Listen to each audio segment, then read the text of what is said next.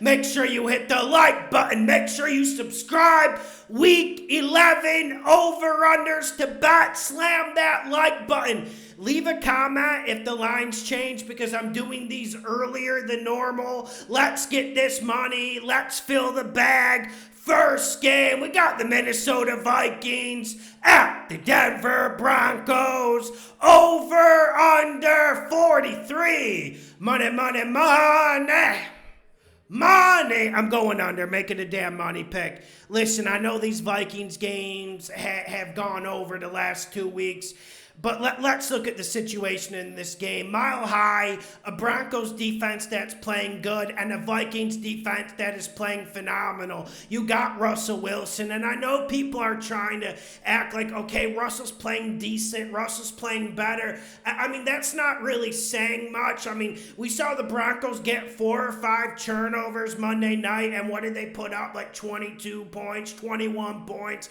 I mean, when I think of the Broncos, I think of field goals. And I know the Vikings are flying with Dobbs right now, and I know Justin Jefferson might be back in this admixture, but let's be cautious. I think this is a defensive football game. Weather's not looking too good. I'm going under, making a damn money pick. I absolutely love this one. Next game, Thursday night football. We got the Cincinnati Bengals at the Baltimore Ravens.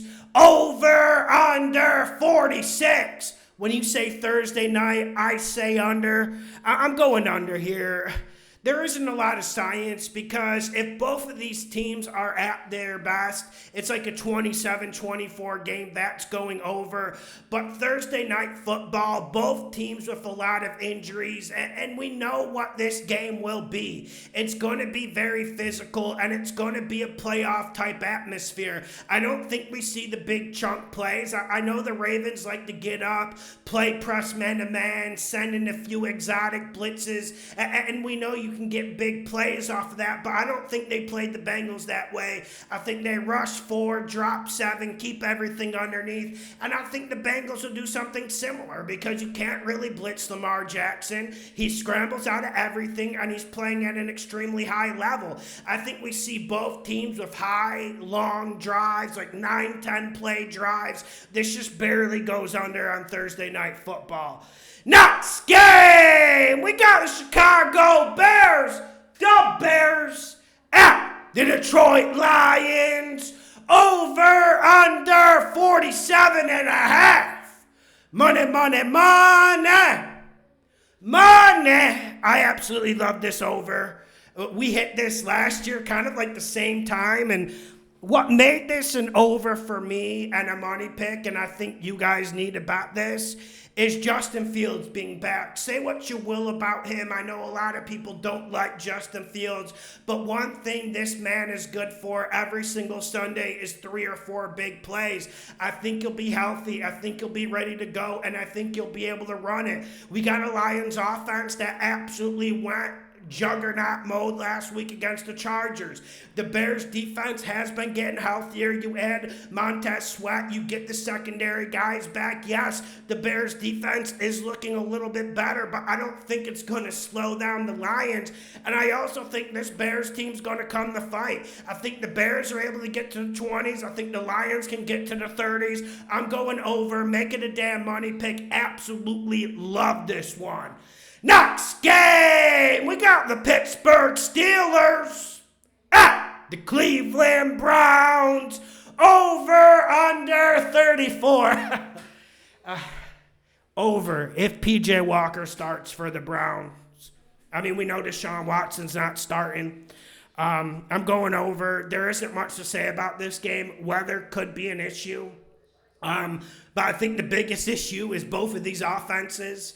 And both of these teams have good defenses. I obviously think the Browns' defense is elite tier, but their offense is so bad that they put this Browns defense in bad situations. I'm going over 34 if P.J. Walker plays. I just think 34 might be one of the lowest over-unders I've seen in the regular season game in my life. Over. Next game, we got the Arizona Cardinals, Kyler, at the Houston Texans, Over, under 47.5. I'm going over.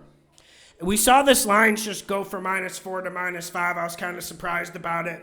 But let's get back to the 47.5. Listen, it's over, but the reason why it's not a money pick is the Texans seem to be getting healthier on defense. And I know Kyler Murray made some big plays against the Falcons, but I don't know if he's all the way back. But the main reason why I'm going over is because I know the Cardinals secondary, they allowed like 80, 85 pass yards against Stroud, against the Falcons last week. But obviously we know Stroud is going to do more. He's going to loosen up the secondary. He's going to get his 300. I'm going over the 47.5. Next game, Monday Night Football. We got the Philadelphia Eagles at Kansas City Chiefs. Over, under 46.5. Money, money, money. Borderline money pick. I'm going under. I'm going under because of pace of game. I'm going under due to both offenses not being in full rhythm and not being in full verb. That's why I'm going under. I think this is a playoff type game. And I think this game is going to be extremely physical. I think the Eagles run it a lot. I don't think the Chiefs get the big plays everyone seems to think. I mean, how many times have you seen Travis Kelce take the top off the defense? Yes, you see him work underneath, and we're going to see a lot of him working underneath. I just don't think we see the big, gigantic plays from the Chiefs. If we're going to see the big plays, the 60-yarders, that's going to come from the Eagles side. But one thing we know about the Chiefs is their defense is overachieving this year. This Chiefs defense has been one of the biggest surprises in this league. I'm going under, making a money pick, borderline, because, this could turn into a shootout, but I don't think it will. I think we see a playoff type game, very physical, under the 46.5, borderline money pick. Next game, we got the Los Angeles Chargers out the Green Bay Packers. Over, under 44, under. Going under. It's because the Packers offense.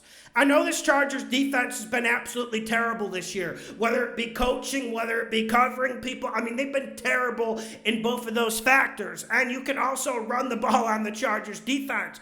I just don't think we can count on this Packers offense to get to the 20s. I really don't. It is a struggle. And if they're about to get to past 20, you're going to see an interception from Love. There just is a lack of creativity and inspiration when you look at this Packers offense. Also, I'm not sure they're going to be able to block Bosa and Mack. I'm not sure. I mean, they did decent against the Steelers front last week. I don't know if it's going to continue. On the other side, this Packers defense matches up well with the Chargers. What you want to do against the Packers defense is run it up their fucking gut and be physical. I don't think that's what the Chargers want to do. I'm going under the 44. Not interested in betting it. Next game, we got the Tennessee Titans at the Jacksonville Jags. Over, under 40.5. I'm going under. And it's because I think this Titans defensive front will show up. And because I'm worried about this Jags offensive line. I mean, if they're able to block, Lawrence can go for 400 this game. I mean, that's how bad the Titans secondary is.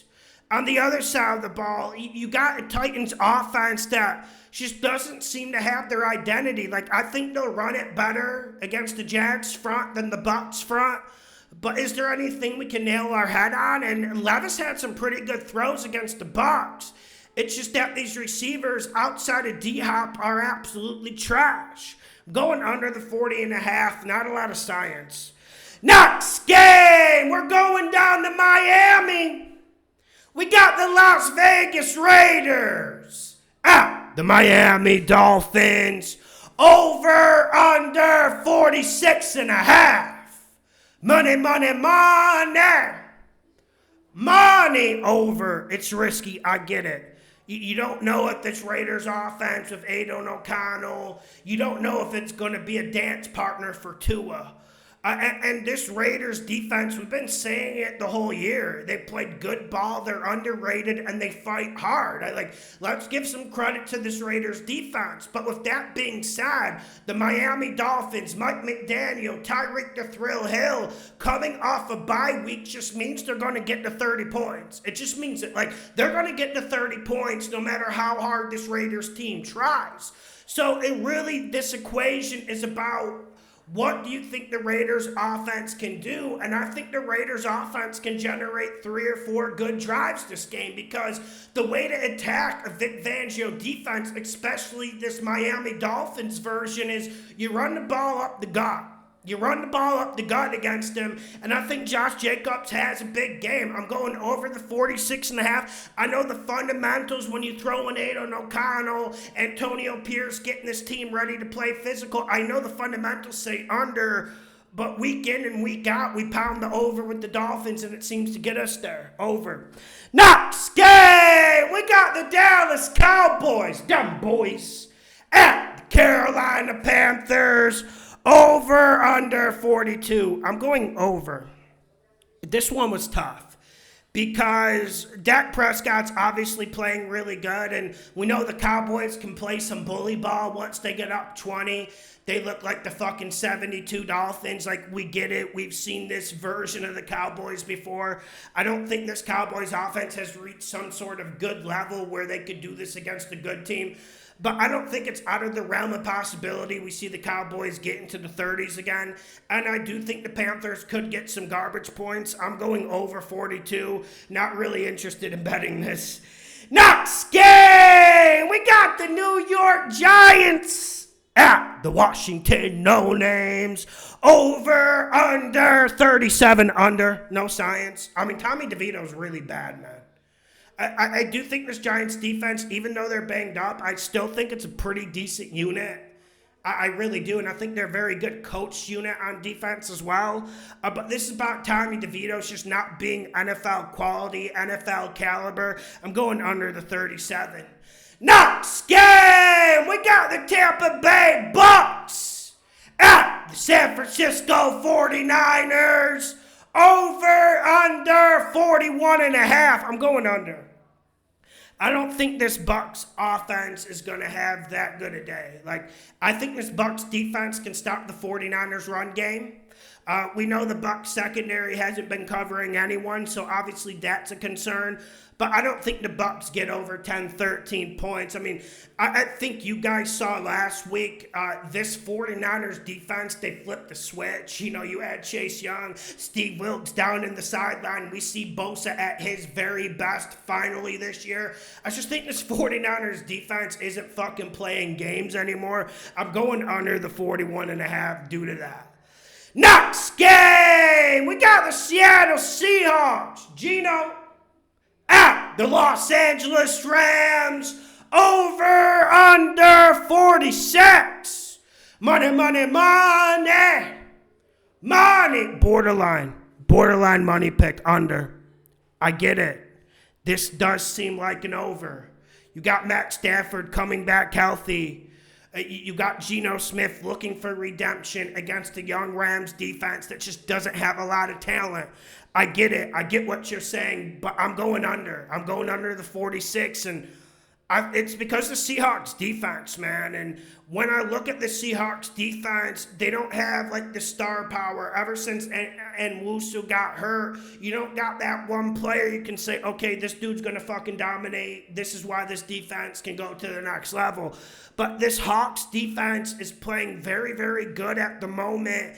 And I do think they'll be able to hit Matt Stafford. And when you hit Matt Stafford, this Rams offense just doesn't know what to do. And I guess the Rams are going to try to run it. I just don't know if, you add Leonard Williams in that Hawks front. I don't know how much that's going to work for the Rams on the other side of the ball. Geno Smith's playing really bad football right now. Hawks fans, we got a lot of you on the page. Did you guys deserve to win that game against the Commanders last week?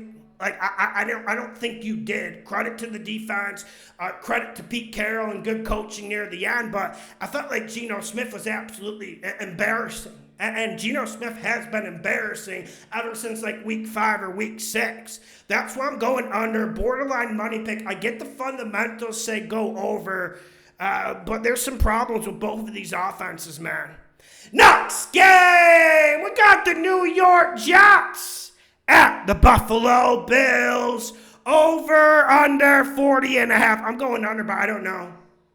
I mean, because this Jets offense is so bad, they can't just suck and kick field goals and turn the ball over. They have to give the opposing defense points. So there's not a lot of science here. I mean, both of these teams should be on your no-bet list at this point. Actually, let me go over the 40.5 because I think there'll be lots of turnovers in this game. I can't see the Bills playing turnover-free football. I can't see the Jets playing turnover-free football. Like, we know the Jets have the best defense in the league. Actually, I'm going under. I'm going to just bet what we know. This Jets defense is the best defense in the fucking league. Under. Make sure you hit the like button. Make sure you share the videos. The best gambling show on the internet. Let's get this money. I'm feeling really good about these over-unders this week. Let me know in the comment section if you're with me.